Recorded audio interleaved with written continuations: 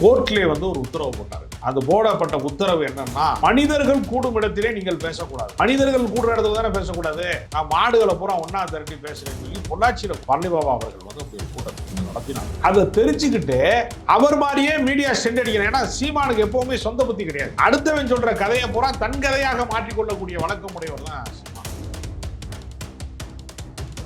நம்மாழ்வாரினுடைய கருத்துக்களை பூராமே ஆடியோ போட்டு என்னுடைய கருத்து கூட ஒரு மேடைகளில் பேசுகிறார். நம்மாழ்வார் இயற்கை விவசாயம் பத்தி பேசுகிற போது அதற்கு பல இளைஞர்களுக்கு பயிற்சி அளித்தார். இவர் மேடையில மட்டும் தான் சவுண்டா இருக்கு. மணல் கொள்ளைக்கு எதிராக பேசுவாரு. மணல் மாஃபியாக்கள் யார் தெரியுமா, இயற்கை சூறாடுகள் சூறையாடுகிறார்கள் தெரியுமா அப்படின்னு சொல்லுவாரு. சொல்லிட்டு வைகுண்டராஜன் படம். சீமானவர்கள் சிவகங்கை மாவட்டம் அரணையூர்ல ஆடு மாடு மட்டுமே மேய்ச்சிட்டே இருந்தது, கல்லூரிக்கு போகாம இருந்தாருன்னா அவர் சினிமா டைரக்டர் வெளிநாட்டு சொகுசு காரில் பயணம் பண்ணிட்டு ஒரு கோடீஸ்வரனாக ஒவ்வொரு தேர்தலையும் பல 100 கோடிகளை சம்பாதிக்க அரசியல் தலைவராக மாறி இருக்காங்க. சீமான் பேசுவது சனாதனத்திற்கு ஆள் பிடிக்கிற வேலை, RSS கோட்பாட்டுக்கு வலு சேர்க்கிறது. அதனாலதானே அவர் பெரியார் எதிர்க்கிறாரு, அதனாலதானே திராவிடத்தை எதிர்க்கிறாரு. திராவிடம் அவருக்கு என்ன செஞ்சு? திராவிடம் திராவிட இயக்கம் இருந்ததுனாலதான் சீமான் ஆடு மாடு மேய்த்து கொண்டிருந்த சீமானுக்கு அறிவே வந்துச்சு. சீமான் ஒரு கோடாரிக்கும் திராவிட இயக்கத்திலிருந்து தன்னை உருவாக்கி போட்டு திராவிட இயக்கத்தையே வீழ்த்துவதற்கு வேலை செய்யக்கூடிய RSS கைக்கூடி.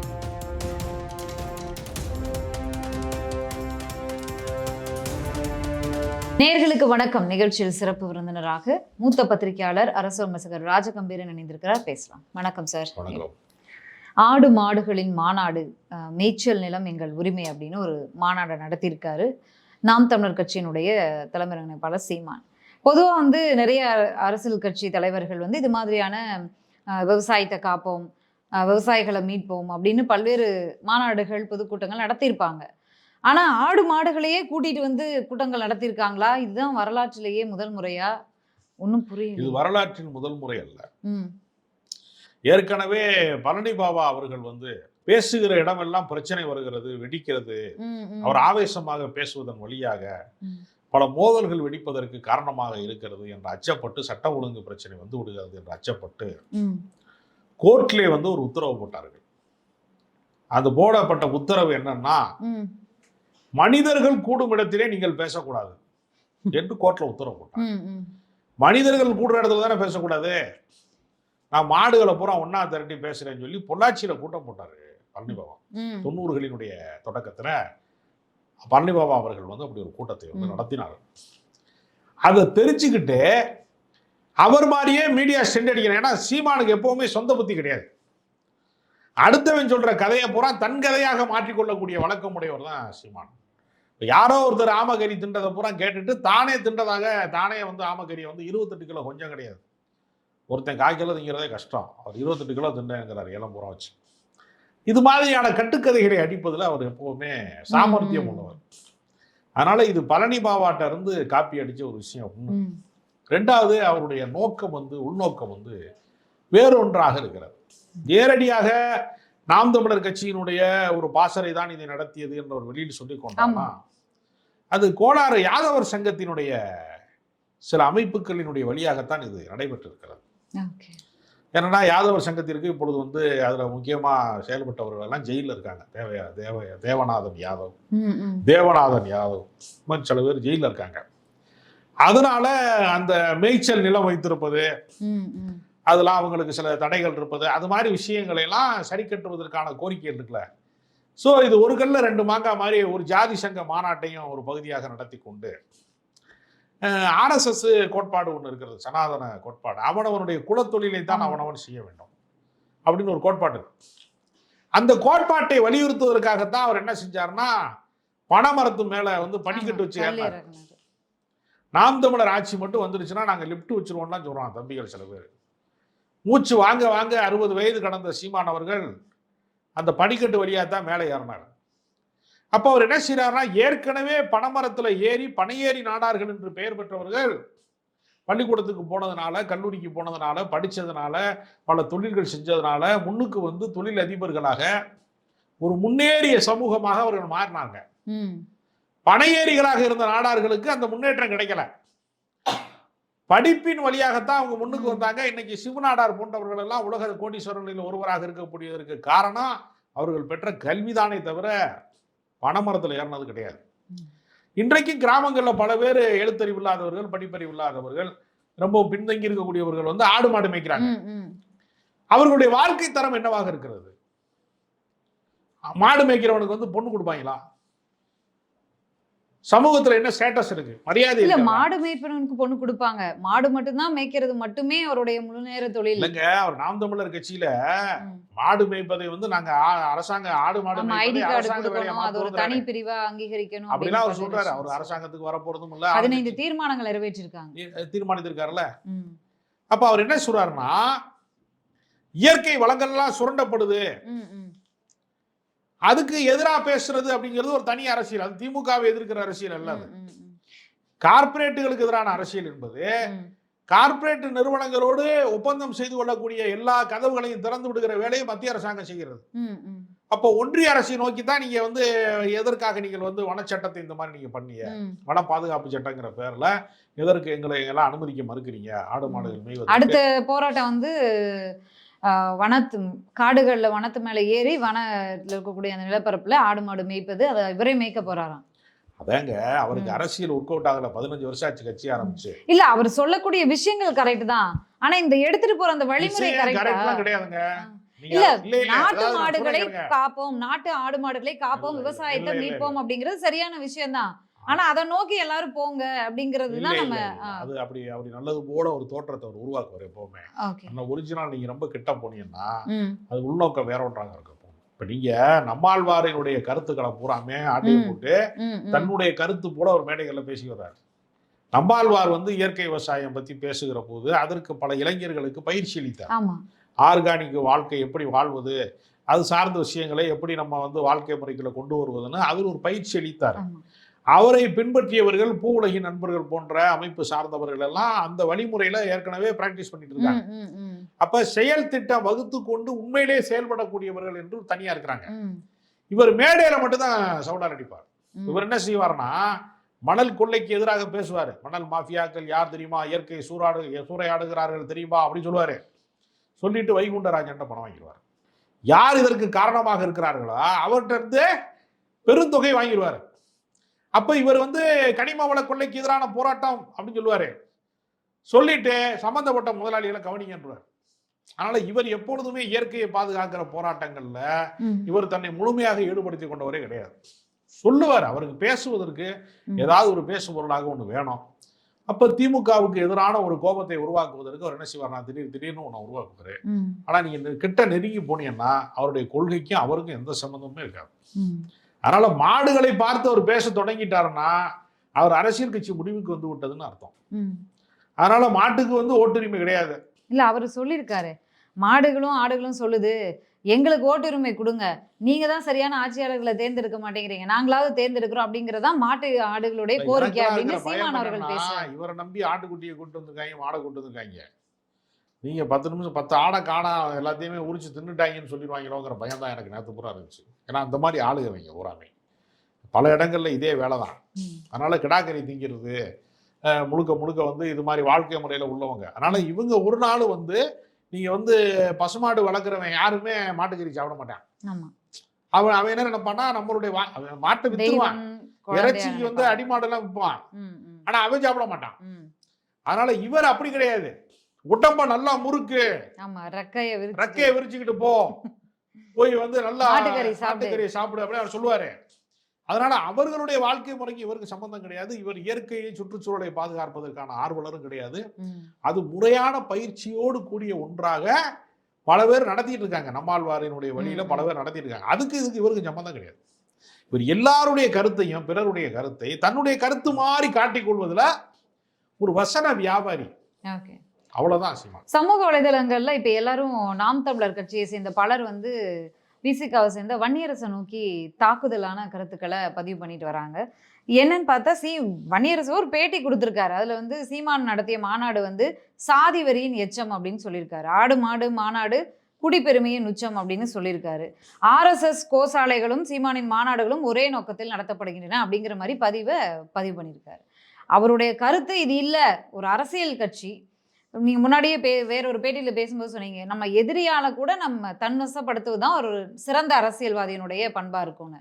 இப்போ வன்னியரசு ஒரு கருத்தை சொல்றாரு எது தரப்புல இருந்தனா, இல்ல என்னுடைய நோக்கம் இதுவல்ல, இந்த நோக்கத்துக்காக தான் நான் நடத்தினேன் அப்படிங்கறத புரிய வைப்பது தானே ஒரு அரசியல் கட்சிக்கு சிறந்த இதுவா இருக்கும். ஆனா அவர் வந்து கொச்சையான கேவலமான வார்த்தைகள்ல திட்டி பதிவிடுவதும் ஷேர் பண்ணுவதும் தான் இவங்க பண்ணிட்டு இருக்காங்க. இல்ல அவங்களுடைய நோக்கத்தை வன்னியரசு காட்டி கொடுக்குறாரு.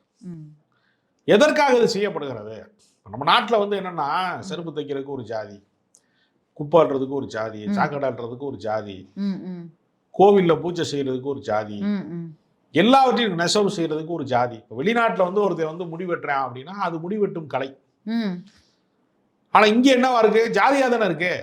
இங்க வந்து ஒருத்தர் வந்து அயன் பண்ணி கொடுக்குறாரு, நமக்கு துணி துவச்சு கொடுக்குறாரு அப்படின்னா அவர் குறிப்பிட்ட சலவைக்காரராக இருக்கிறவர் ஒரு ஜாதிக்காரராக தானே இருக்கிறார். ஒரு குறிப்பிட்ட சாதியில மட்டும் தானே. செட்டியார்கள்ல ஒரு 4 பேர் செலவை தொழில் பண்றான், ஒரு முதலியார்ல 4 பேர் வந்து முடிவெட்டுற கடை வச்சிருக்கான், அது மாதிரி ஐயர்ல ஒரு 4 பேர் குப்பை அள்ளுறான், சாக்கடை அடிக்கிட்டு இருக்காங்க, ஐயங்கார்கள்ல கொஞ்சம் பேர் வந்து மலைக்குடியில் இறங்கி வந்து அல்றாங்க அப்படின்ற மாதிரி ஒன்று இருந்துச்சுன்னா அது தொழில் கணக்கில் சேர்க்கலாம். எல்லாமே இங்கு ஜாதியும் தொழிலும் ஒன்னோட ஒன்று கலந்து இருக்கிறது. அதைத்தான் சனாதனம் சொல்லுது. அவனவனுடைய சாதிக்குரிய தொழிலைத்தான் பார்க்க வேண்டுமே தவிர சாதி மாறிய தொழில்களுக்கு போகக்கூடாது. சனாதனம் வந்து கெட்டு போயிடும், சனாதனம் கெட்டு போயிருச்சுன்னா இந்து தர்மம் கெட்டு போயிடும் அப்படின்னு சொல்றான்ல. அப்ப ஒடுக்கப்பட்டவனா இருக்கிறவன் ஏற்கனவே மாடு மேய்க்கிற வாழ்க்கையில இருந்து ஆடு மேய்க்கிற வாழ்க்கையில இருந்து வெளியேறி தான் படிச்சு அவன் வேற இடத்துக்கு வர்றான். இவர் என்ன சொல்றாருன்னா, நீ ஏன் மாடு மேய்க்க மாட்டேங்கிற, நீ ஏன் ஆடு மேய்க்க மாட்டேங்கிற, ஏன் மேய்ச்சல் நிலத்தை வந்து நீ வந்து பண்ண மாட்டேங்கிற அப்படின்னு ஒரு சொல்றாரு. இப்ப சீமானவர்கள் வந்து சிவகங்கை மாவட்டம் அரணையூர்ல ஆடு மாடு மட்டுமே மேய்ச்சிக்கிட்டே இருந்திருந்து கல்லூரிக்கு போகாம இருந்திருந்தாருன்னா அவர் வந்து சினிமா டைரக்டர் ஆகி இன்னைக்கு வந்து ஒரு வெளிநாட்டு சொகுசு கார்ல பயணம் பண்ணிக்கிட்டு ஒரு கோடீஸ்வரனாக ஒவ்வொரு தேர்தலையும் பல 100 கோடிகளை வந்து சம்பாதிக்கக்கூடியவராக ஒரு அரசியல் தலைவராக மாறி இருக்காருல்ல. இது ஆடு மாடு மேய்த்திருந்தால் அவர் கிடைத்திருக்குமா? அவர் வாழ்க்கை அதற்கு முன்னுதாரணமா இருக்கணும்ல. நீங்கள் பிறருக்கு ஒரு போதனையை சொல்லுகிற போது அந்த வாழ்க்கை நீங்கள் வாழாத வாழ்க்கையை சொல்லக்கூடாதுல்ல பிறருக்கு. அதைத்தான் அவர் செய்யறாரு. அதனால ஏற்கனவே விவசாயம் பண்ணிக்கிட்டு இருக்கிறவன், ஏற்கனவே ஆடு மாடு மேய்ச்சிக்கிட்டு இருக்கிறவன், ஏற்கனவே பின்தங்கிய வாழ்க்கையில இருக்கிறவனை மேடேற்றுவதற்கு அரசாங்கம் திட்டங்கள் வகுக்க வேண்டும் என்று கோரிக்கை மாநாடு போடலாமே தவிர ஆடு மாடு மேயின்னு சொல்றது இருக்குல்ல, அந்த இடத்துல மறுபடியும் கூட்டி அவனை விடுறது இருக்குல்ல. மறுபடியும் கிராமத்துல இருந்து ஒருத்தன் வெளியே இருக்கிற போது அவன் என்ன செய்யறான்னா அவனுடைய சாதியிலிருந்து வெளியே இருக்கிறான், அவனுடைய ஒடுக்குமுறையிலிருந்து அவன் வெளியேறான், கல்வி கற்பதன் மூலமாக வேலை வாய்ப்பை நோக்கி நகர்றான். நகரமயமாக்கலின் வழியாகத்தான் ஒருத்தர் முன்னேற்றத்துக்கு வர முடியுமே தவிர சொந்த ஊர்ல இருக்கிறவன் பூராமே முன்னுக்கு வருவது ரொம்ப சிரமப்படுறானா இல்லையா? பல கிராமங்களுக்கு நம்ம திரும்பி போற போது அவன் அதே வாழ்க்கையில தானே திரும்ப திரும்ப இருக்கான். இப்ப அந்த வாழ்க்கையிலே நீ இரு கடைசி வரைக்கும். செருப்பு தைக்கிற மயன் செருப்பு தைக்கிறவனாவே இரு, நெசவாளி மயன் நெசவாளியாவே இரு. ஏற்கனவே வந்து பிஹெச்பியினுடைய தலைவராக இருந்த மணியன் என்பவர் வந்து இதை வந்து வெளிப்படையா பேசியிருக்கிறார். ஒரு இந்து பிறக்கிற போது தொழிலோடு பிறக்கிறான், அதனால நீ வந்து அழகான வந்து வண்ணானா இருக்க, நீ அந்த தொழிலே பார்க்கலாமே, எதுக்குடா நீ வந்து படிக்க போன பிள்ளை எதுக்குடா படிக்க வைக்கிற அப்படின்னு பகிரங்கமா பேசுறாரு ஒரு கோயில் இதுல வச்சு பிரசங்கத்துல. அப்ப அது அந்த கருத்தையே தேன் தடவிய விஷமாக ஒரு விஷத்துக்கு வந்து தேனை கலந்தது போன்ற ஒரு வண்ணத்துலதான் சீமான் பேசிட்டு இருக்கிறார். ஆனா சீமான் பேசுவது வந்து சனாதனத்திற்கு ஆள் பிடிக்கிற வேலை, ஆர்எஸ்எஸ் கோட்பாட்டுக்கு வலு சேர்க்கிற வேலை. அதனாலதானே அவர் பெரியார் எதிர்க்கிறாரு, அதனாலதானே திராவிடத்தை எதிர்க்கிறாரு. திராவிடம் அவருக்கு என்ன செஞ்சு? திராவிடம் வந்து திராவிட இயக்கம் இருந்ததுனாலதான் சீமான் ஆடு மாடு மேய்த்து கொண்டிருந்த சீமானுக்கு அறிவே வந்துச்சு. அவர் மேடையில பேசுவதற்கு யாரிடம் இருந்து கற்றுக்கொண்டார்? திராவிட இயக்க மேடையில தான் கற்றுக்கொண்டார். வெற்றி கொண்டான் கூட்டங்களை போய் வீதியில உட்கார்ந்து கேட்டுதான் அவர் பேச்சாளராகவே ஆனாரு. எனக்கு 25 வருடமா அவர் பழக்கங்கிறதுனால எனக்கு தெரியும். அவரோடு சேர்ந்து கூட்டம் கேட்ட வழக்கம் உடையவன் நான் என்கிறதுனால நானே அதற்கு சாட்சியமா இருக்கேன். அப்படியா? இது முன்னாடியே சொல்லாம போயிட்டீங்களே சார். அதனால திராவிட இயக்கம் தான் சீமானையே பேச்சாளன் ஆக்கியது, சீமானை தலைவன் ஆக்கியது. பெரியார் கொள்கையை பேசிதான் அவர் பயிற்சி பெற்று தான் தலைவன் ஆனாரு. ஈழ அரசியல் பேசிதான் ஒரு இடத்துக்கு எல்லாத்தையும் உருவாக்கியது திராவிட இயக்கம் தான் இருக்கு. பெரியார் திராவிடர் கழகமும் பல்வேறு அமைப்புகளும் சேர்ந்துதான் அவரை உருவாக்குனாங்க. அவருக்கு பெரியார் விருதே கொடுத்தாங்க. அது கோடாரி காம்பு வந்து என்ன செய்யும்னா அந்த மரத்துல இருந்து தான் தயாரிக்கப்படும். கடைசியில் அந்த மரத்தையே வெட்டுவதற்கு பயன்படும். சீமான் ஒரு கோடாரி காம்பு. திராவிட இயக்கத்திலிருந்து தன்னை உருவாக்கி கொண்டு திராவிட இயக்கத்தையே வீழ்த்துவதற்கு வேலை செய்யக்கூடிய ஆர்எஸ்எஸின் கைக்கூலி. அதனால அவர் ஒரு சனாதனவாதி. இந்த சனாதனத்தை வந்து மறைமுகமாக நேரடியாக சொன்னால் யாரும் ஏற்க மாட்டார்கள் என்பதனால இயற்கை சுற்றுச்சூழல் பாதுகாவலரை போன்ற ஒரு வேடத்தில் இருந்து கொண்டு ஆடு மாடு மேய்ப்பதற்கு வந்து அங்கீகார மாநாட்டை அவர் போடுவதன் வழியாக அவர் சனாதனத்திற்கு வேலை செய்கிறார் என்பது வெட்ட வெளிச்சமாகிறது. அங்க மாடுகளை அழைச்சிட்டு வந்து அந்த உரிமையாளர்கள்கிட்ட பல ஊடகங்கள் வந்து பேட்டி கேட்குறாங்க.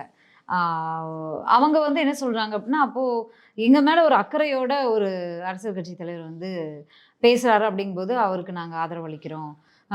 எங்களோட பிரச்சனைகளை புரிஞ்சுக்கிறதுக்கு யாரும் இல்லை, இவர் வந்து எங்களோட பிரச்சனைகளை பார்த்து பேசுறாரே அப்படிங்கிற மாதிரி அவங்க கருத்துக்களை பதிவு. அதற்கு பதிலாக முதலமைச்சர் அப்ப விவசாயிகளுடைய ஆதரவு சீமான் அவர்களுக்கு இந்த தேர்தல்ல கன்ஃபார்மா? இப்படித்தான் ஒவ்வொரு தேர்தலையும் அவர் சொல்லிட்டு கடைசியில டெபாசிட் வாங்காம சுத்திட்டே இருக்கிறார். 15 வருடங்களுக்கு மேலாகி 16வது வருடத்துல மனிதர்களோடு பேசுவதை நிறுத்தி கொண்டு மாடுகளோடு பேச தொடங்கிட்டாரு. அவர் ஏற்கனவே மேடைதோட சொல்றாரு, நான் ஒரு பெரிய காட்டு போயடா அப்படின்பாரு. இப்ப காட்டை நோக்கி அரசியலுக்கு போறாரு. அதனால காடுகளை சுற்றுச்சூழலை காப்போம், காடுகளை காப்போம், அதை மீட்போம் அப்படிலாம் பேசுறாருல. காடுகளை ஆட்டையை போடுற ஜக்கி வாசுதேவுக்கு எதிராக பேசிடுவாரா? அங்கெல்லாம் அவர் போய் சொல்லுவாரா? இயற்கையை வந்து கொள்ளையடிக்க கூடாது என்று அங்கே போய் பேசிடுவாரா? அப்ப அவர் யாருக்கு வேலை செய்யறாரு என்பது அதுல இருந்து நம்ம தெரிஞ்சுக்கலாம். எத்தனையோ சுற்றுச்சூழல் ஆர்வலர்கள் பியூஷ் மனுஷ் மாதிரி ஆளுகள்லாம் சொல்றாங்கல்ல அவரை பத்தி. இவரால் பேச முடியுமா? அதை பேச முடியாது. அவர் வந்து அண்ணாமலை தான் எனக்கு வந்து ஒரு பெரிய சகோதரன் எனக்கு அப்படின்னு சொல்றாரு, கட்டிப்பிடிக்கிறார். அப்ப அவருடைய உள்ள அரசியல் என்பது வேறொன்றாகவும் அவர் மேடையில பேசுவது என்பது வேறொன்றாகவும் இருக்கிறது. எப்பொழுதுமே இரட்டை வேடத்துல வந்து நடிப்பதுல சீமான் வந்து நிகழ்ன்றவர். அவர் ஒரு மேடை நடிகர். ஒரு அரசியல் கட்சி தலைவரா விவசாயத்தை காப்போம், மேய்ச்சல் நிலத்தை காப்போம், வனத்துல மாடுகள் ஆடுகள் மேய்க்கணும், அப்பதான் அந்த வனமும் வந்து ஒரு இயற்கை சூழலோட செழிப்பான ஒரு வனமா இருக்கும், இதற்கான 2006 போடப்பட்ட அந்த சட்டத்தை வந்து மீண்டும் நடைமுறைப்படுத்தணும் அப்படின்னு பல்வேறு விஷயங்களை பேசியிருக்காரு. அப்போ ஒரு அரசியல் கட்சி தலைவரா ஒரு நல்ல விஷயத்தை முன்னெடுத்திருக்காருன்னு பாக்குறீங்களா? இல்ல ஒரு பொறுப்பான அரசியல் கட்சி தலைவர் முதல்வரையோ இல்ல அந்த வனத்துறை சார்ந்த அமைச்சர்களையோ சந்திச்சு பேசி இருக்கணும் அப்படின்னு நினைக்கிறீங்களா? இல்ல, வன பாதுகாப்பு சட்டம் என்பது முழுக்க முழுக்க ஒன்றிய அரசாங்கத்தின் கட்டுப்பாட்டில் இருக்கிறது.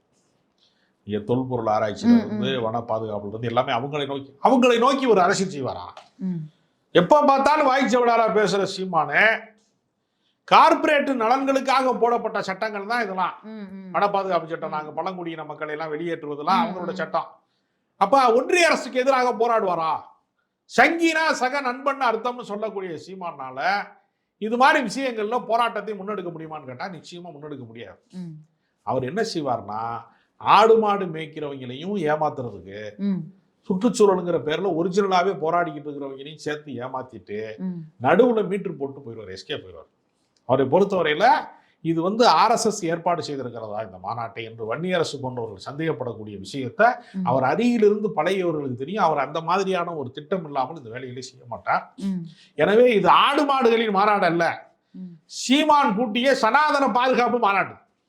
சனாதனத்துக்கு எதிராக எப்படி வந்து திருமாவளவன் போராடி கொண்டிருக்கிறாரோ அது மாதிரி சனாதனத்தை உருவாக்குவதே தமிழ் தேசியத்தின் பேரால், குடிப்பெருமையின் பேரால். அவர் சொல்றாரு, காட்டுக்குள்ள மேய்ச்சல் நிலத்துக்கு வந்து அனுப்பணுங்கிறாருல, அங்க இருக்கக்கூடிய பாதுகாப்பு பிரச்சனைக்கு என்ன செய்வார்? சிங்கம் வந்து திண்டு போயிருச்சுன்னா என்ன பண்ணுவாரு? இல்ல இவரே தான் போய் ஆடு மாடு மேய்க்க போறாங்க. இவரதான் சிங்கம் தின்றுச்சுன்னா பாதுகாப்பு வேணாமா அவருக்கு?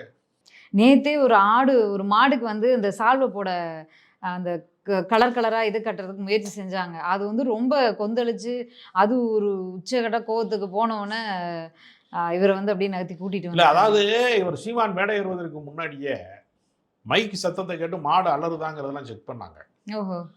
ஏன்னா மாடு ஏதாவது அத்துக்கிட்டு உள்ள வந்துருச்சுன்னு வச்சுங்க, 4 பேரை குத்தி சாச்சிருச்சுன்னு வச்சுங்க, அவர் மாட்டை பாதுகாக்கிறதுக்கு மாநாடு நடத்தணும்னு சொல்லிட்டு கட்சிக்காரனை 4 பேரை காலி பண்ணிடக்கூடாது அப்படிங்கிறதுக்கு அதெல்லாம் திட்டமிட்டாங்க. அதனால சீமானுக்கு தெரியும். சீமான் நடத்திய ஒரு பிரம்மாண்டமான ஒரு மேடை நாடகத்தை நேற்று நான் பார்த்தேன். இதுல எந்த அரசியலும் இல்லை.